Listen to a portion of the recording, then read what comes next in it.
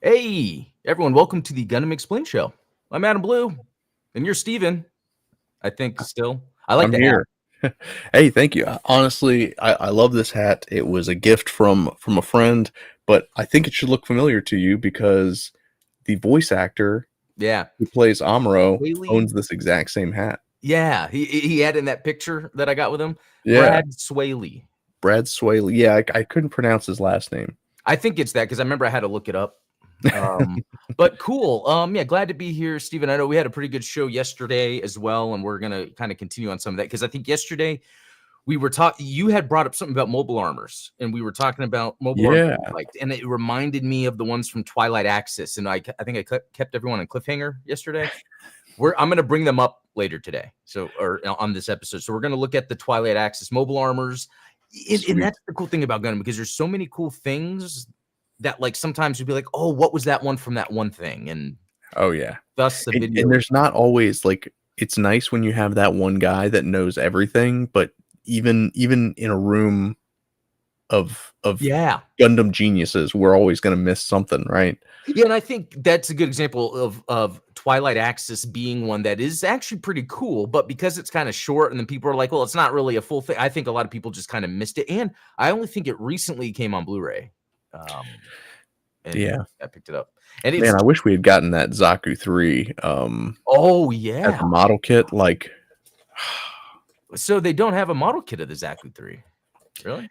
just the standard Zaku 3, not the Oh, not Zaku the 3 one from custom that was Twilight Axis in because they did Twilight the Axis. Varlant, they did the Tristan, Hmm. and I want to say they did another one. Um, Well, they also didn't do the mobile armors, which we're going to yeah. talk about tonight. Yeah, no, those are pretty sick. One has a dragon tail. Yeah, pretty weird, huh? Always a nice touch. Yeah. But yeah, anyway, what else will be going on today is talking about that crazy news that dropped about Sydney Sweeney being in Gundam. I want to kind of explain those details, what it means, and then Stephen brought up a very good pick for a potential Amuro if that's the case. And Fingers crossed. yeah, and actually, because it kind of helped with this idea that they want, if it's going to be UC based, they want the actors to look younger. Yep. And so you might have to grab one that's a little older, to kind of be able to play that part. For sure. Yeah, man. And then I talked on your stream yesterday a little bit about that anime ego. It's anime IGO. Which is a longer lasting or a longer present company than even you and I realized, because I think they've been around since like 88. But well, no, yeah, apparently it's the first one, yeah, and they just released this. So this just came out, and it's Bubblegum Crisis, which I don't know about you guys, but growing up, like in the 90s, reading video game magazines, I would see the words Bubblegum Crisis and be like, what is this? And the last thing you would expect is mecha anime. Exactly. So I'm telling you, I go my whole life like that. And at the age of 41, I forgot where I was exactly when I watched this. I was sold. So good. I saw that the Blu-ray just dropped this year. And it even came with a booklet that has a translated interview. So cool. What's cool is Bubblegum Crisis is legitimately, and again, it's my opinion, but I would think it's a legitimately entertaining and well-made show, even if you don't like the stuff in it. Because you've probably heard of the Dominion Tank Police. I'm not familiar. Okay. No. That's also one of the first early, after that first early period of Japanese animation like Astro Boy. When they were starting to do it again in the 80s, Dominion Tank Police was one of the first ones that they were trying to get, under this new company. And so I was like, oh, that's interesting to be kind of the first. Like, it must have been a big deal. I think it had more to do with the marketing and what it looked like. Anyway, I went to watch it, and I did not like it. I did not think it was good. And not even of like it's 80s anime and a cultural thing. No, I think I can look past that stuff pretty easily. You kind of have to if you're a Gundam fan. Yeah. So exactly. So I'm curious if others have watched that, comment, or you check it. It's free on YouTube because it's one of those types where it's not really on a streaming service just free. And Yeah. it's interesting. It has some interesting artwork, but it also has some unconventional anime that maybe I'm not familiar with. While the characters are all very anime-esque, the world looks like Dr. Seuss. I'm not joking. It's all like organic and detailed, shaded, twisty things. Like the buildings are like organic. That's fascinating. Fascinating. Yeah, and because it's free on YouTube, it's probably worth checking out just because I'm trying to, visit all those anime titles, that I always heard of growing up that I guess influenced a lot of creators that are creating right now. And yeah, Bubblegum Crisis is definitely that. And I know there's even sequels, but I haven't watched them yet. But this had, it's just the effect that the culture has on you, where it's like you have this prejudice against a piece of media or a creator because of what other people have said about them. And I don't know if that will ever undo the damage of things like X-Play on Japanese games. Oh, what happened there? Oh, just like back in the day on G4, like X-Play would constantly like dunk on JRPGs and stuff like that. It's so funny you're saying this, because I remember you told me that before. And it was either this morning or yesterday, I was just reading up on a PS2 title I love called Gradius 5. Yeah. And the X-Play review was trashing it. And I was like, dang, this sounds like someone that's never played a Japanese game before. But they even bashed the like Gundam versus games, like Federation versus Eon and Gundam versus Zeta Gundam. They trashed those games. And I'm like, so are you familiar with Victor Lucas? That he had the Electric Playground. It started in the late 90s, and it had Tommy Tallarico on some of the episodes. Oh, wow. Yeah. So he still does his thing. He has his YouTube channel, and he even talked about that in that time, the late 90s.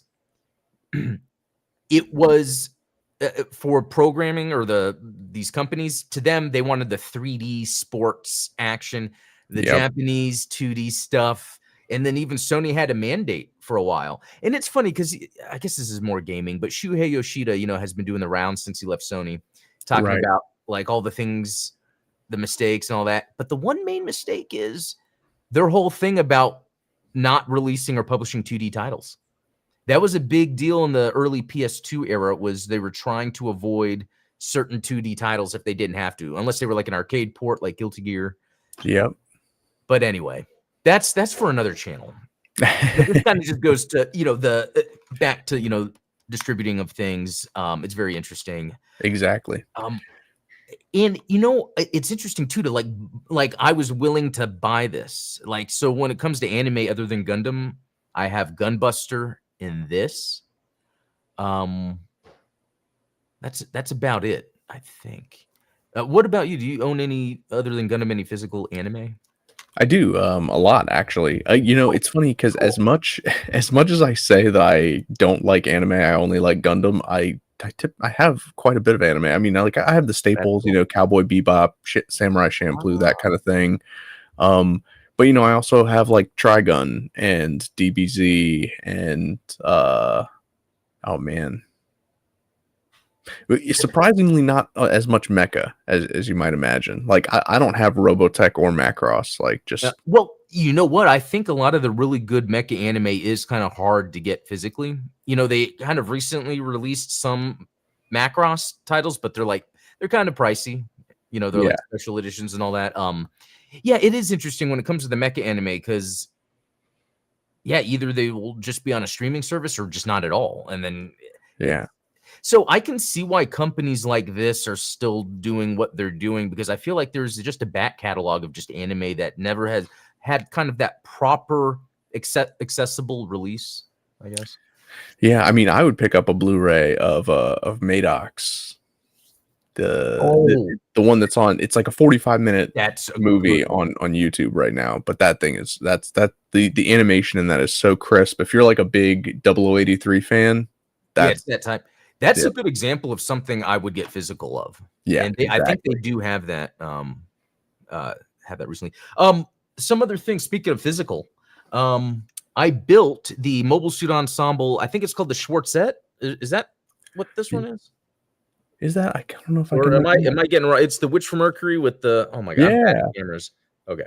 Yeah, I believe so.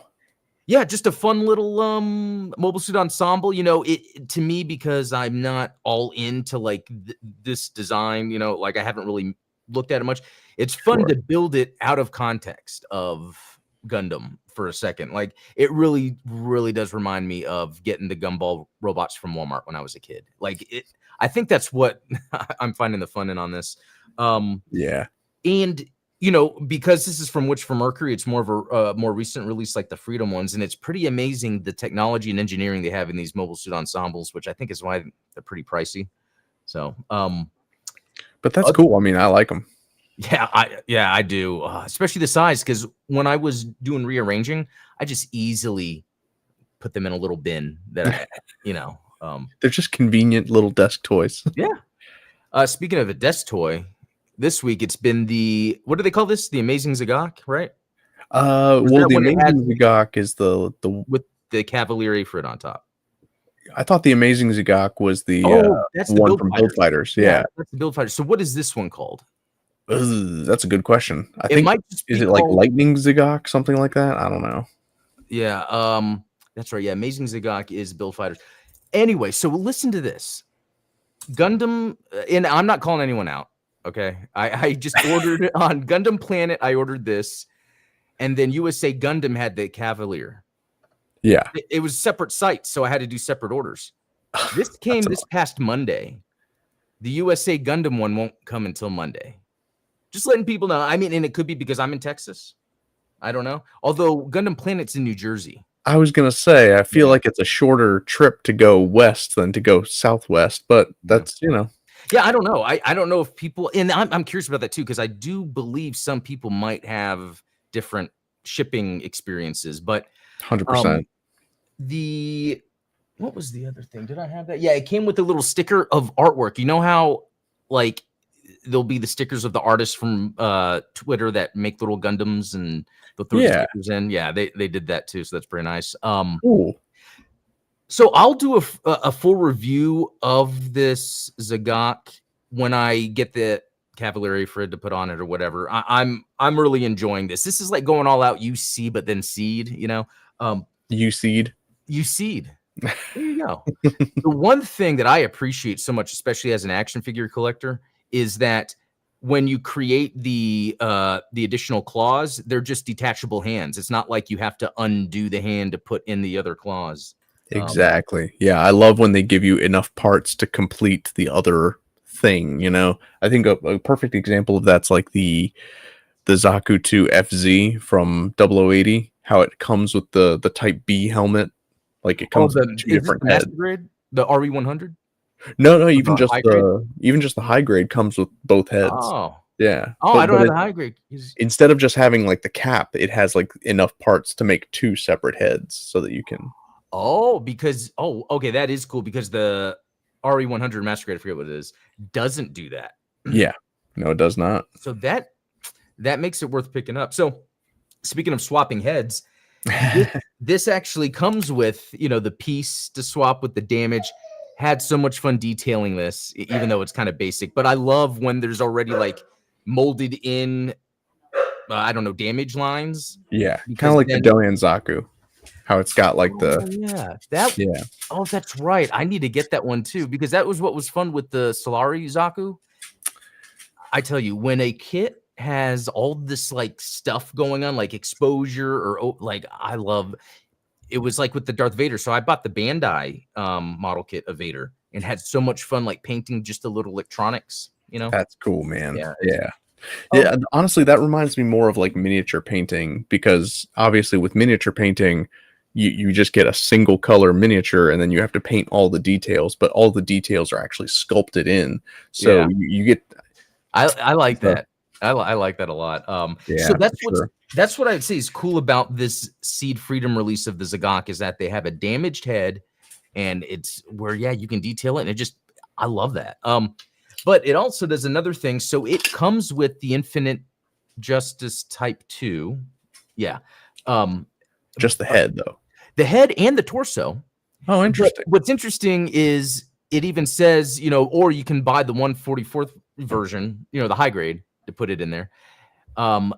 And it's more detailed. But to be honest, the one inside is detailed enough because you're not going to see a lot of it. And I ended up buying it anyway to work on it. So it's just kind of weird how I've kind of turned over to where not even I didn't care about Seed, but I also just hated the Justice. Like, I know, man. What's wrong with you? Purple, like you see the Art Rovo Gundam purple. That's purple. Okay. What is wrong with this purple? This is like Char Aznable peak purple. Okay, I see what you're getting out there. It has more of where the Char red is really pink. That Justice purple is really red. There you go. Exactly. Oh. You know what? I am liking it more and more. And you know what I'm liking that I didn't before? That giant the horn, because it goes with the shoulder. It does. It kind of ties it all together. Yeah. I love this about Gundam. I love just getting into more stuff. That's see, a year from now, you're going to hear me talking about how much I love the G-Quux. Or F91. There's no way that's going to happen. It'd be crazy if I do like the F90. I'm not going to lie. Oh, okay. It'd be funny though if I go into like a hard like wing arc. Like that would be just weird. Like obsessed with Trace and yeah. Okay. Well, let's move to some news and which one should we? I want to do the fun one first because I don't know how long it's going to take me to talk about it. So let me move the screen share over. So the news broke about Sydney Sweeney being in the Gundam movie, and that was crazy. And it broke by this guy named Jeff Snyder. So I'm a big movie guy, even though I might not see every movie. I love behind the scenes production, blah, blah, blah. In fact, the reason I started Gundam Explained is because after I found out about Gundam, I started putting together like a pitch, like, okay, that needs to be made live action, like this whole time. And then, you know, as I was working on this, it was just in a Google sheet. There's the news about the movie. And I'm like, oh, they're going to do it already. Well, maybe I should make a YouTube channel to tell everybody that there's going to be a movie and this is Gundam. It's so cool. That's kind of how it started. And, you know, this whole time I've always followed this guy, Jeff Snyder. He's funny. He has this personality where he's like almost like a New Yorker, you know, because he can kind of be loud, but he's funny. He's nice. Anyway, he's kind of independently being a scooper, right? Yeah. You know, to get scoops. Which brilliant branding, by the way, the In Snyder. I know. It's great. And so he has a newsletter, theinsnyder.com. You could subscribe and then you can pay to get more stuff. But so this came out March 31st, right? And it was like Sydney Sweeney and talks for Gundam, $7 million salary or whatever. And so there's a lot of interesting things going on with that. One is because it was the 31st, people were automatically assuming April Fool's Day. And for so many reasons, that wouldn't be the case. One, I know of this guy. I follow him. And he's been wrong before, but usually he owns up to it, or it's more of, oh, no, something changed. Not that. And so I was like, okay, if he's... And that detail is unique, too. Like, that $7 million number... Yeah. So that's too specific. Exactly. And I think that made sense right now because I think she was potentially shopping around for another project. She just did The Housemaid. It's in post-production. And she got 7.5 million, which is less than 7 million, which goes to my theory that if this is a UC Gundam, she is getting, and I'll switch over to that other picture. I found a picture that really shows off why she looks like Sayla. Okay. Sure. For so many reasons.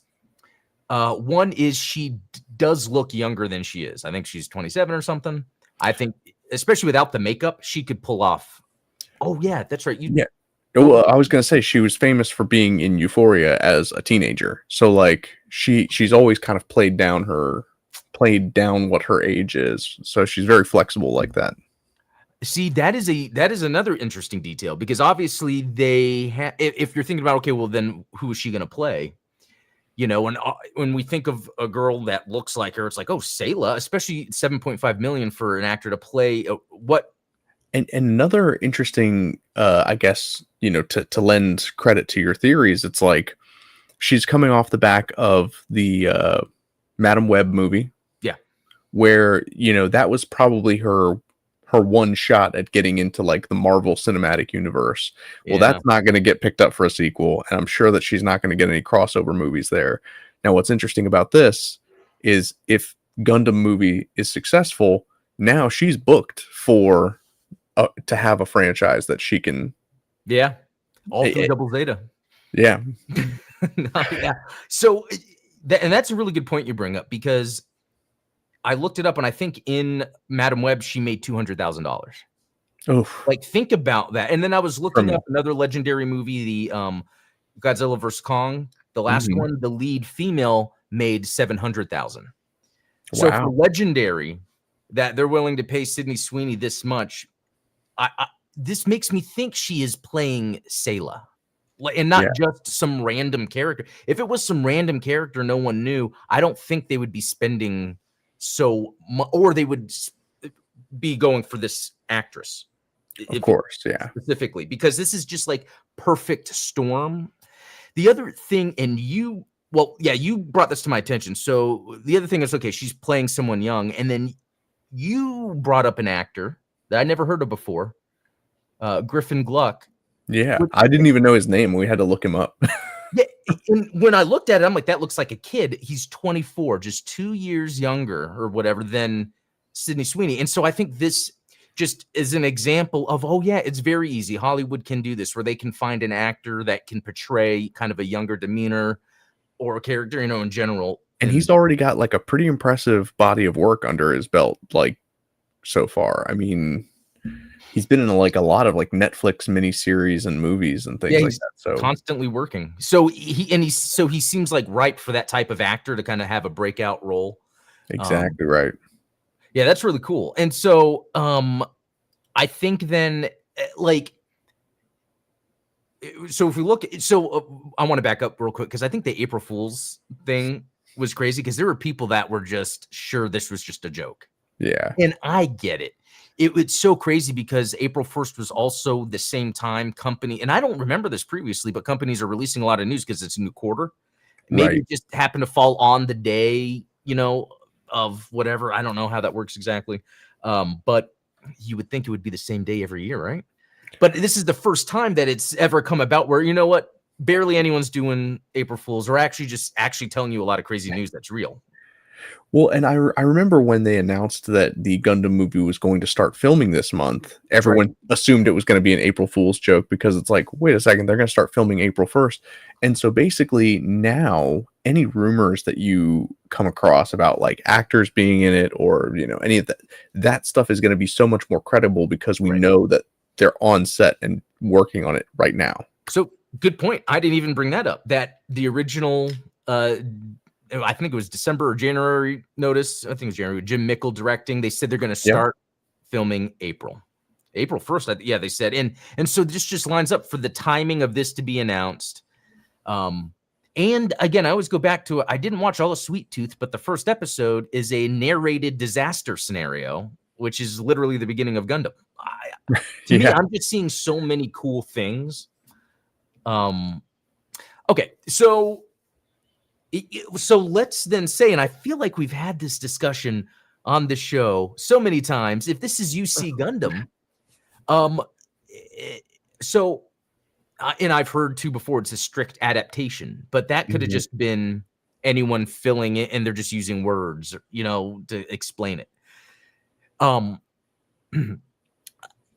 I guess I wonder if she's getting paid $7.5 million. Do you, and I think I'm answering my question. Do you see it's a leading question? Another big name showing up, but it might just be short. You know what I mean? Like Degwin might not have that much, so they can get like a well-known actor. You know what I mean? Yeah. Well, it's like this is going to be such a silly comparison, but to me, it's like building a franchise sports team, right? Like you need some young people that you can pay a little bit less. You need a couple stars that are going to carry the franchise. And then maybe you need some senior veteran players that are going to come in and kind of help the young players get acclimated to the sport. Right. So if Sydney Sweeney's like your franchise star, obviously that's why it makes so much sense for the amount that she's rumored to be being paid. for the clout that she already has and the audience that she'll be drawing, because obviously, like, you know, she draws money. She does strike me as like the franchise star. Now, they could probably get a couple of cameo stars that are more well established, but would probably have less screen time. So they might kick like $3-4 million out to, I don't know. I mean, Tom Cruise. Tom Cruise, somebody. I mean, I think Cruise is probably out of the price range, but you know, I wouldn't be surprised to see somebody like you know, one of these names that always kind of pops up, like a John Malkovich type. Oh, Kevin Bacon. You know what I mean? What's that? Kevin Bacon. Oh yeah, Kevin Bacon. Because I mean, Kevin Bacon was it was out of this world that he was in X-Men. Yeah, I know exactly, and I've seen him do that recently, where he'll be in something that he would be a good Kai if he was younger. Right. And that's one of the things that I always bring up is, you know, everyone has their fan castings for Gundam, and it's like, you guys are thinking way too old, like, you know, and of course, you know, if we were to hire stars to play every single role, you know, it's fun to do that as a fan casting, but like, it's completely unrealistic because you wouldn't be able to do that. And I would see the limit as like, I could see them hiring someone in their late 30s to play Bright. Exactly. Like yeah. that would be like an extreme. That's like the cutoff. Yeah, and I think it would have to be so I feel like Bright is a very strong character. And to kind of go back, the report said she's the female lead. As the female lead, which is a very, which means that there is a male lead that is the co-star, so the other thing is she's getting paid 0.5 million less for this movie than her previous role where she was the lead. So that's like, okay, she's not the lead. And then the other thing I think we were discussing too is then if the lead is Amuro, it could be that he's getting paid less because it would be like kind of a younger actor that we might not have seen anymore. So then I would think the Bright character would probably be someone that they would want to have some sort of gravitas, not even presence, but even within the, I guess, cinema sphere, you know, people like, oh yeah. But I wonder if somebody like, and this is going to be a totally, forgive me, but okay, what about somebody like Adam Scott as Bright Noah? Because obviously a comedy actor, but he's gotten so much praise for his performance on Severance. Okay, in a dramatic role. Okay, so knowing that he's a good actor, usually that ends up winning out in the end. A lot of times, like an actor you wouldn't think for a role would end up playing it, and then it's like, oh wow. For me, the big one, even though this is voice acting, Troy Baker doing Indiana Jones or the Harrison Ford. Yeah. That's insane. You didn't need AI. You didn't, and because it's an actor, they can really do something with it. So, yeah, because the person that I would want to play Bright, but they're too old, that I think is 100% mirror image, Patrick Wilson, I think is his name. Yeah. Like from Watchmen and I feel like he even talks like him. Like I guess the English dubbed guy. He talks like, and I really like that. Agreed. You know, like, would you see Chris Pratt as Bright? Chris Pratt, maybe, yeah, because he kind of has the younger. He can pull off the younger.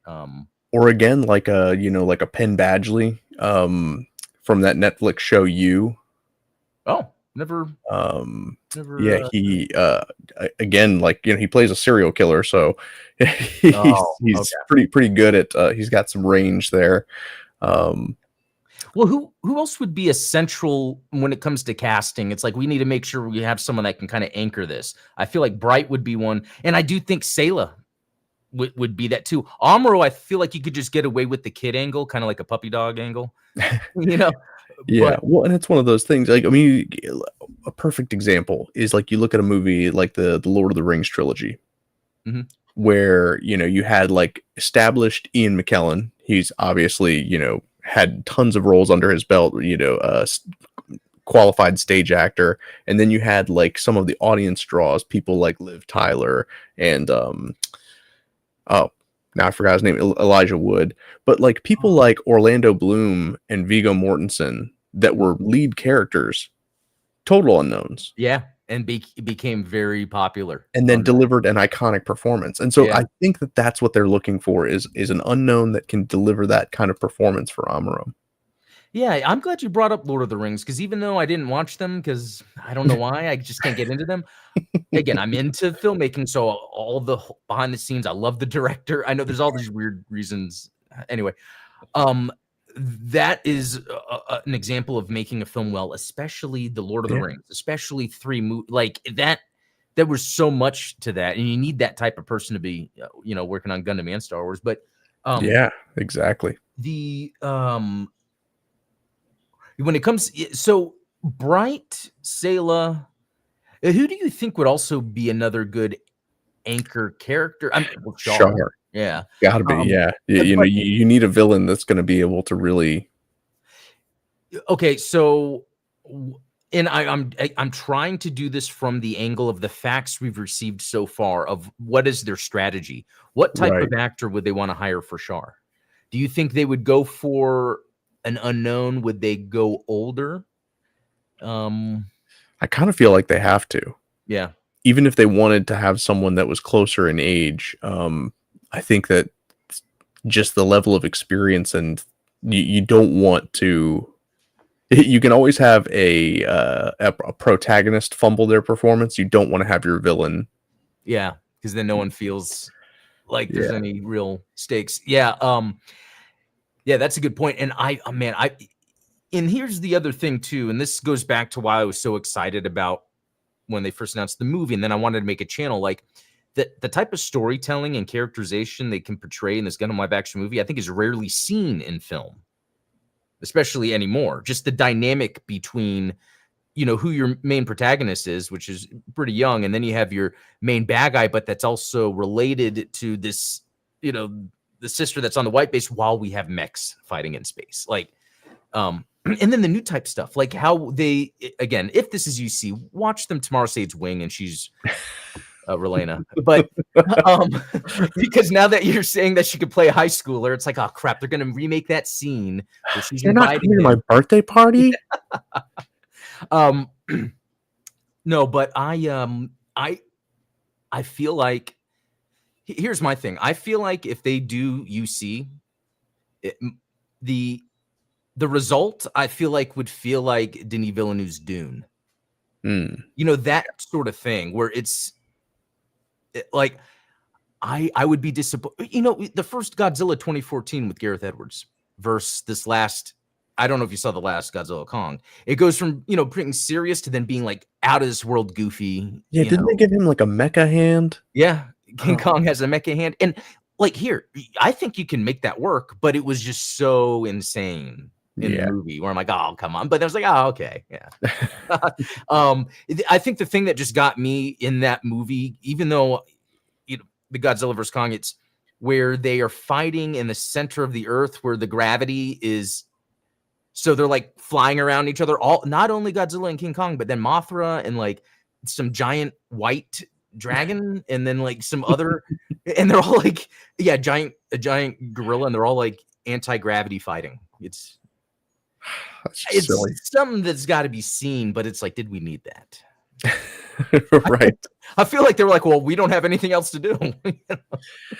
Well, I mean, it goes to like the that movie Twisters, where it's like, oh, well, how can we make tornadoes more scary? Oh, what if we have a scene where the tornado tears through an oil refinery and it catches fire, and then you have a flaming tornado? It's like, you literally jump the Sharknado. They did the other thing to add the fireworks. Yeah. Into the tornado. It's like, what can you do to give it a skin? Yeah. the DLC, the disaster DLC. Exactly. Yeah. Well, so at the end of the day, I feel like I'm getting so excited with the context that this is UC, but it might not be UC. But I think that if this rumor is true, that pretty much guarantees it's not Build Fighters. Why? I mean, can you imagine Sydney Sweeney like being a model kit builder that's like... Okay, you brought up another good point. I remember the rumor last year was like, oh, well, Timothy Chalamet is going to be a character named Kit. Like, No. You actually do bring up a good point. If we were to look at Sydney Sweeney is in a position right now where she can play any role, and I think they wouldn't have a salary for someone to be 7.5 million if it was a gun build fighters. Exactly. Okay.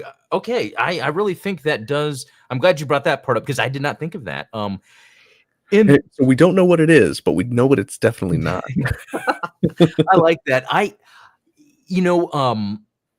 If they were to do okay, here's something I'll throw out here. And I actually made this mistake because I've been seed mode. When I first saw that, she could play Lacus. And I was like, no, I meant Sayla. No, you meant Lacus. Lacus. Yeah, there you go. But would that be a thing? Because if they went seed. Well, do you think, let's put it this way, do you think Sydney Sweeney would want to play a character like that? Knowing she knows what she is, but Sayla seems like it would be a more interesting character for her. I think that's just another level, another factoid. Yeah, no, for sure. I mean, I do think that she's probably at a point in her career where she's looking for something that's kind of sticky, because she's done a lot of different genres, different projects. And I mean, one of the things I like about her is that she's self-aware. She has a sense of humor about what people find appealing about her, which is hilarious to me. And so I think that a role like this would be, like I said, she's not going to get that Marvel Cinematic Universe role. I doubt that, Warner Brothers is going to come knocking and ask her to be in the Justice League. So this is one of those hey, for $7 million, I'd gamble on this, maybe jump starting my career. Not even jump starting, because that's not really her career is already going well for her. Right. It's more of finding that what's her tentpole, Exactly. Yeah. Because Tom Cruise has Mission Impossible right now. Yeah. And very few actors and actresses these days are capable of getting that role. There's just not a lot of franchises to go around that it's hey, we're going to guaranteed sign you on for 9 movies. Yeah. Especially with how the movie industry has been and everything. Yeah, you know what? I'm glad I talked more about this with you because it really does make me think more and more, what type of role would she be picking? And it's not just going to be a Lacus or a Lacus. It's not going to be, a build fighter thing. I think the role of Sayla is cool. Sayla's a cool character anyways. It makes sense. Yeah. Well, let me ask you, are there other female characters that have her look that have really cool stories in Gundam? Well, and see, this is where it's looks don't necessarily matter. Obviously, Sydney Sweeney plays a female boxer, and had her hair curled and dark. Yeah, she hit the gym pretty hard and did a total body transformation to play this female boxer in a movie that's coming out here soon.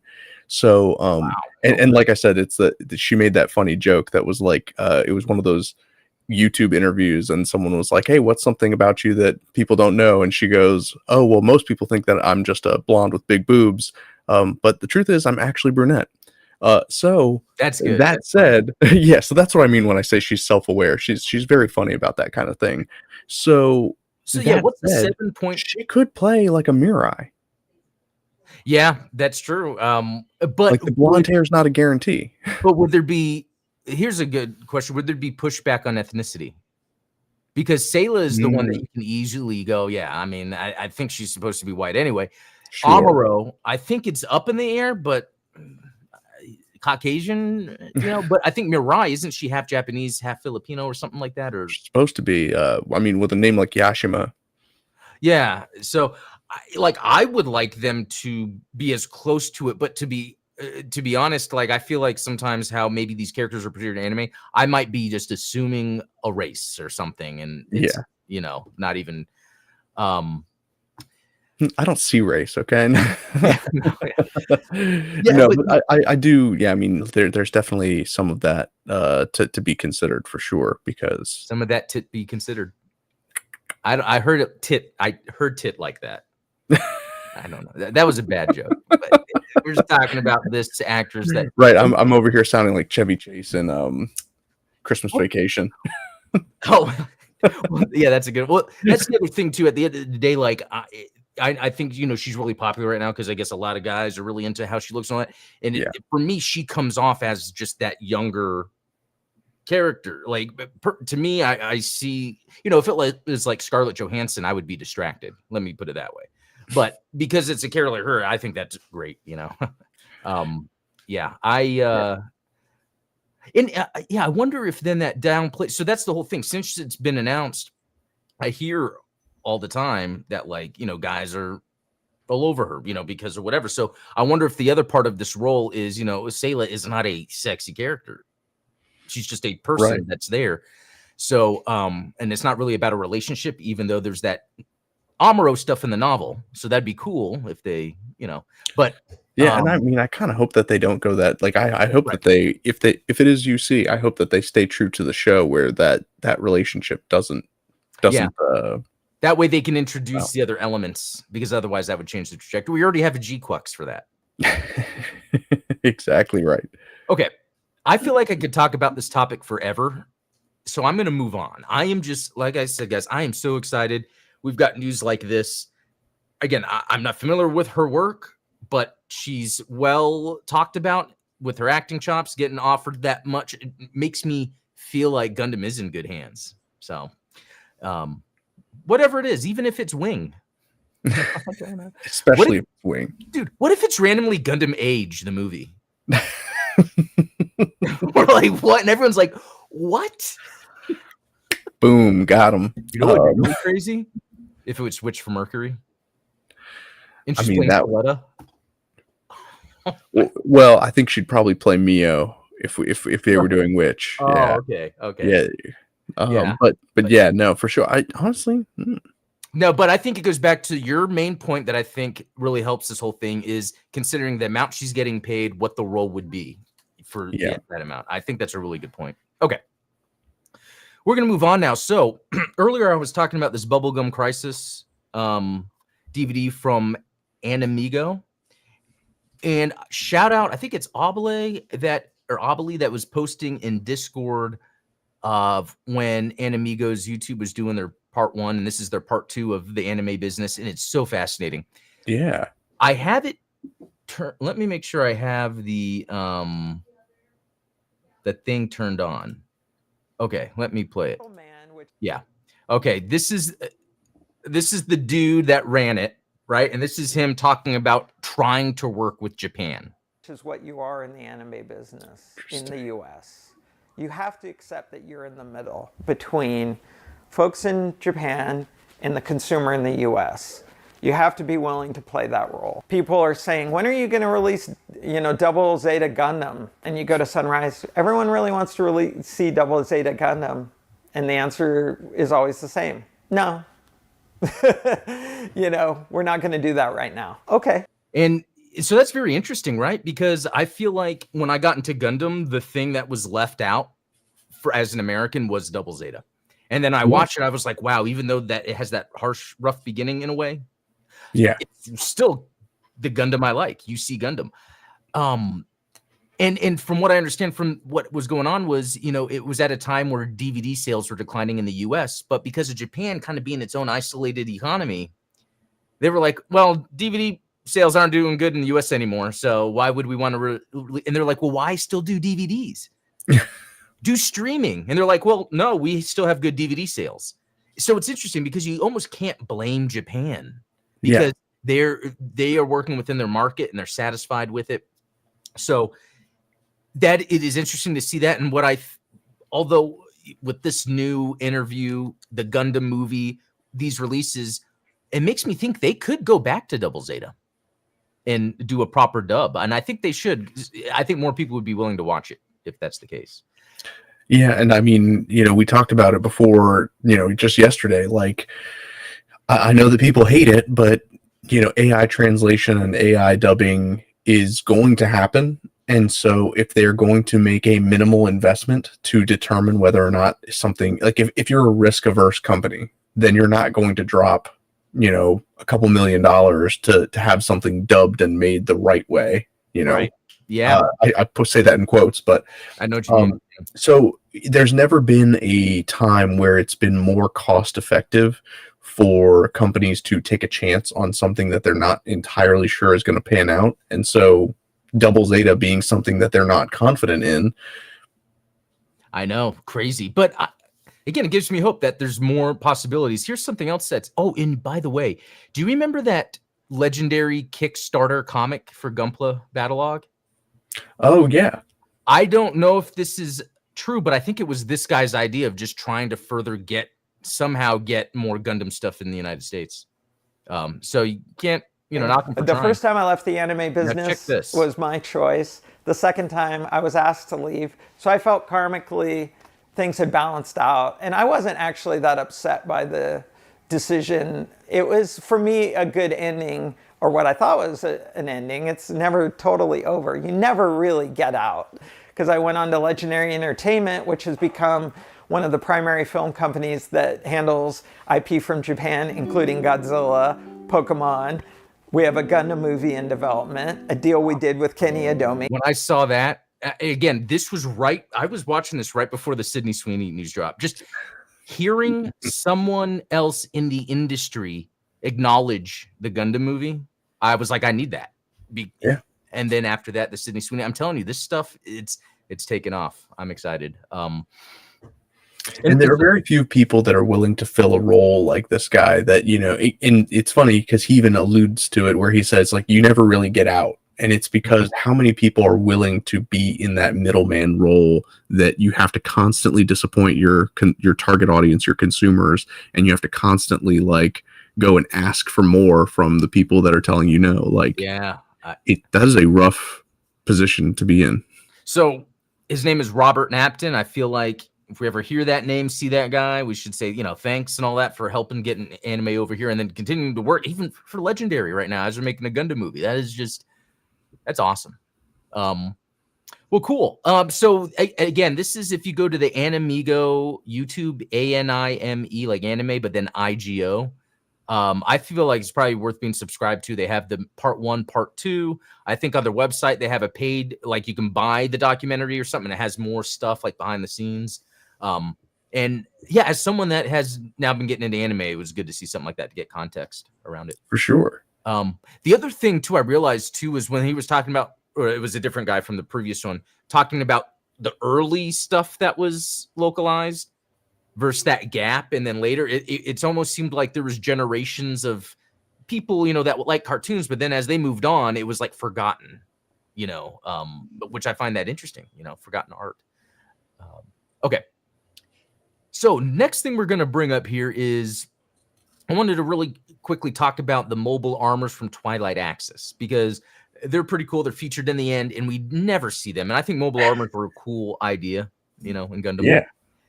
So we get this thing. It's called the RX-78 KU-01 Kirwanol. And it seems like it's symmetrical in shape. It's very similar. I think, let's see, is the Dendrobium? That one is offset, right? Or am I thinking of the Sentinel? Well, both of them have like a beam cannon on one side and then like the radome on the other. So yeah, it does look like the Dendrobium. Yeah, it almost does, but almost like symmetrical kind of version. And what's interesting, it has the not the G Falcon. Yeah, G Fighter from the original Mobile Suit. It has those colors going on because one is double X. I think the G Falcon is double X. G Fighter is okay. And it has those colors, which is neat, but also you can probably barely see it on this video. There's the Tristan that actually plugs into it, which is also just a badass feature for robots. Yeah, I love whenever there's like a docking, like mobile suit that sits inside of a mobile armor. That's always cool. Yeah, it's just, and it's cool because you see both sides utilize that stuff in different degrees. And spoiler, that's probably a good reason to go watch The Electric State on Netflix. Oh, because I never finished it. Oh, you did? Oh, yeah. Well, then I won't spoil anything there. Well, no, because I wasn't planning to, but okay. So this was developed behind the scenes by Burnham. So this was like that other company that was kind of doing contract work, but I guess they're getting all the technical data from what Anaheim Electronics or whatever. You know, I'm sure they had some sort of contract. They're like, hey, the Federation's paying us to do this. Let's work on a mobile suit. Yeah. But mega beam cannon, micro missile pod, mega beam rifle, 5.2 beam pod, large claw arm, and a large beam saber. Oh yeah, and here's some shots from it in that Twilight Axis, where the thing about Twilight Axis is the animation could be a little iffy. You could tell some shots, you know, had to be a little cheaper. But there are some good shots like this, which I think really showed off. Let's see. The Kerwinal is named after a character from Tristan and Isolde, one of Richard Wagner's operas. So I guess the basis of Twilight Axis anyway. So it goes in deep. I never looked into that. It's like Advance of Zeta being so heavily influenced by Watership Down. Bunny, the rat The bunny one, Watership Down. Yeah, Watership Down. The bunny one, you know. Which is on Netflix, by the way, or a version of it. And it has like John Boyega in it, I think. Voice. Wow. I think so, doing the voice acting. I could have just made that up. But anyway, the Kerwinal is remarkably similar to the RX-78 GP03 Gundam Dendrobium in terms of design, down to the large beam gun mounted on the right side of the high mobility packs that the Dendrobium also has. It, however, does not have an eye-field generator and elaborately mounted weaponry within the storage units. Okay. So, again, that's the one that Tristan goes in. Pretty cool. Again, kind of stuff from UC that's not talked about too much. Sure, yeah. Now, here's the one I got to say is pretty badass, even though I'm a Fed all the way. This is pretty much like a Sazabi as a mobile armor. Or like the Nightingale. Okay, yeah, it has more of that Nightingale longness to it, but the tail, that reminds me of the I can't name anything after 7 o'clock Central Time. The red dragon dude from Wing. Oh, the Epion? Epion, there you go. There you go. That Epion sectioned off tail, which is badass to see in UC. And this looks like the dude that draws Advance of Zeta stuff drew this. It kind of reminds me of like the big Rang too. Yeah. I mean, it has the two like arms on the side, and it's actually holding shield. And they're not like arms, or they call them the manipulators or whatever. I guess they call them that anyway. But interesting stuff, especially like this yellow part sticking out in the front. I wonder if it's supposed to take on a bird or something. It's called the Ahava Aziru. Which, man, I hate when they do that kind of thing, because it's like you have the Alpha Aziru, you have the Beta Aziru, and then now you have the Ahava Aziru. Like, yeah, let's see what that. Why do you call it like the Delta Aziru or the? Well, yeah, I was gonna see if that has a name that's related to Tristan and Isolde or Isolde, whatever that story, but I don't think so. I think, this mobile armor was left incomplete with an Axis. The unit was later reactivated hastily by Arlette to fight against the Burnham mobile suits. It engaged the RX-78K. Okay, so in Twilight Axis, when they're on Axis, for some reason I thought they found the Sazabi. Or was it they found the Sazabi? I mean, it's there, but I don't think it's not like they activated or anything. Okay, so they're not okay. So when they said they found this mobile armor, they probably in Axis they probably had a whole bunch of stuff, still weaponry and all that, and they just grabbed that, but probably showed the Sazabi just for member berry purposes. You know how they do. Wasn't it too where she like was trained or worked under Shar just for a little bit, so she got to know him, and there's like a little connection there that So well, it's not as interesting because, like you said, the name kind of doesn't fit, but also it doesn't seem like it's related to the source material. So, they didn't even make references to the thing that they were. Or did you do a little? Yeah, search what Ahava is, but no, it looks like it's a lotion. No, that's interesting. So it consists at the tail funnel consists of 10 funnels attached to each other end to end. So that is pretty cool. So that's even cooler than the Epion. Yeah, it already was, but no, I'm joking. I love the Epion. I have that real grade. You know, So good.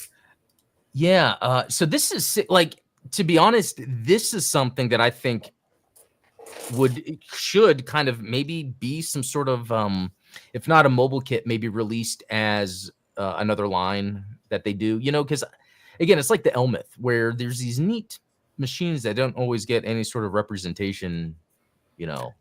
Yeah, and like we were just talking about, I mean, Twilight Axis doesn't get any representation outside of just the Tristan. Yeah. And speaking of actually the bits and all that, you have up on your Patreon the Yeah, the Elmeth. The Elmeth, yeah. And it was 1/1200 scale. Yeah.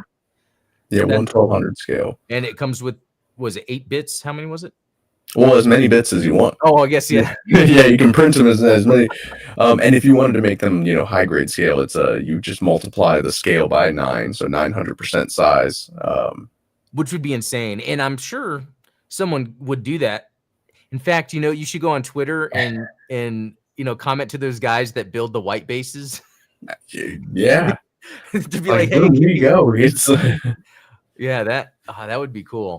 one of these days I'll have to invest in a larger print bed. You know. Yeah. So what would it take? Like, if you wanted to be able to make these larger pieces that are kind of in that scale, is it like a mix of probably multiple beds or just one big bed? Or yeah, I mean, probably breaking it up into much smaller parts. The problem is with some of the mobile armors, you know, like for instance, you mentioned, because you have that Nightingale, the high grade, right? Yeah.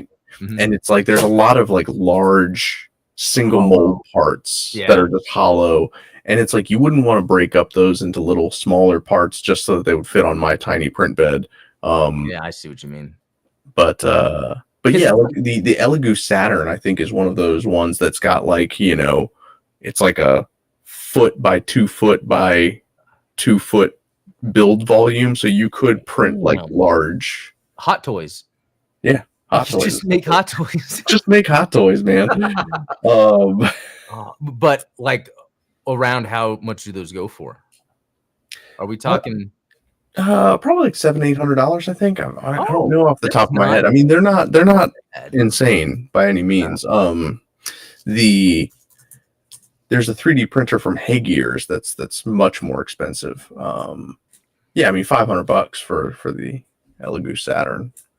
And is that because I know you were telling me how you were using like a certain type of resin? Is it like that with the Elegoo Saturns? Like they have their specific resin they want you to use, or could you use whatever?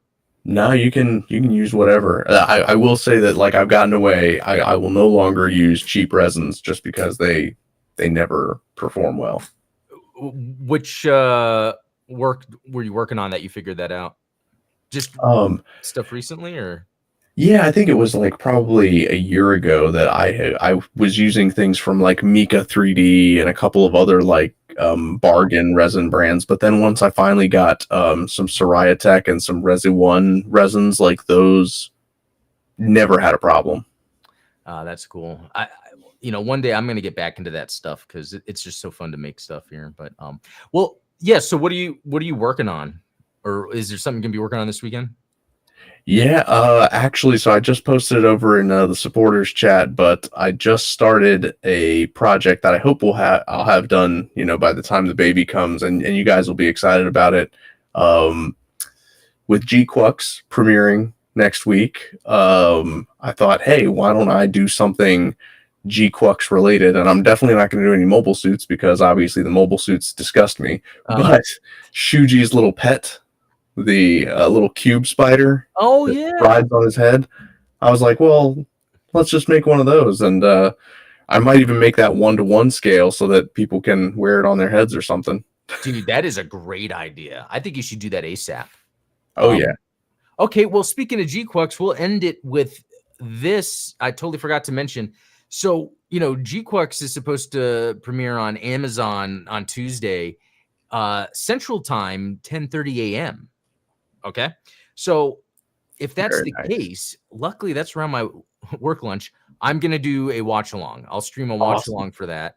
I'll do it like with Requiem for Vengeance. Well, obviously I can't show it, but I'll try to have like the time so you see where I'm at. Now, this is just assuming it's going to drop then, because what it sounds like, I'll see where it says around. It will be Right. around that time. So I have no idea, but I would love to do that if that's the case. I should have done that with Witch from Mercury. Yeah, because those new episodes dropped on Sundays, right? Yeah.